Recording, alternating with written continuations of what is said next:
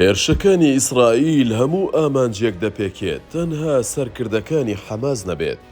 ملیۆنان دۆلار خەرج دەکات و بەرپرسانی حەماسیش زیندوون. لە 7 تشرینی یەکەمی ساڵی 2023 بەدواوە ئیسرائیل بەردەوام بە دەستێکی پۆڵاین ئاگر و ئاسن دەبارێنێت بەسەر غەزە و حەماس و پشتیوانیان لە لوبنان و ئێران و یەمەن. جەنگی غەزە کەوا پێدەنێتە 2 ساڵی تەواوەوە بەدەر لەوەی خوێنێکی زۆر ڕژاوە، پریشکەکەی بەرۆکی زۆرینەی ڕۆژهەڵاتی ناوەڕاستیشی گرتووە.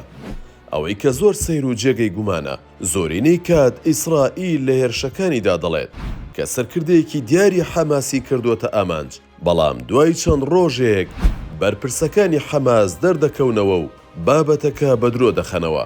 هاوشێوەی سیناریۆی یەحیا سینوار و مەحەممەد زەیف و ئەبوو عوبەیدە کە چەند جارێک میدیا ئەمریکی و ئیسرائیلیەکان ڕایان دەگەیاند کۆتاییان هاتووە، بەڵام بەو شێوەیەش ئاسان نەبوو. چەند جارێکی دەویست تا یەکێکیان بەڕاستی دەکوژرا.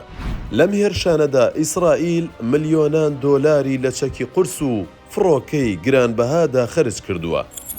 لە کۆتا هێرشیدا بۆ سەر نووسینگەی حەماس لە قەتەر فڕۆکەی F-15، F-16 و F-35 بەکارهێنا کە نرخی هەرزانترینیان 90 ملیۆن دۆلارە و هەر کاتژمێرێک فڕینی لە ئاسماندا تێچووەکەی 29,000 دۆلارە.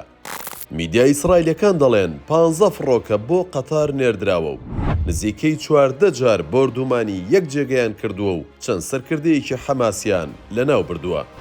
بەڵام هەر لەو ڕۆژەدا حەماس ئاشکرای کرد کە سەرکردەکانی هیچیان نەکوژراون. ڕۆژنامەی نیویۆرک تایمزی ئەمریکی لەم بارەیەوە لە یەکێک لە راپۆرتەکانیدا نهێنیەکی گەورەی ئاشکرا کردووە و نووسیوێتی ئیسرائیل لە ڕێگەی 5 کۆمپانیاوە کە لە ژێرناوی ستۆیک کۆی کردوونەتەوە 2 ملیۆن دۆلاری خەرج کردووە بۆ ئەوەی ئەو گەنجە ئەمریکانە بخاتە ژێڕکێفی خۆیەوە کە لایەنگری ئیسرائیلن و هەواڵی ساختە و پڕوپاگەندەی بۆ بڵاو بکەنەوە.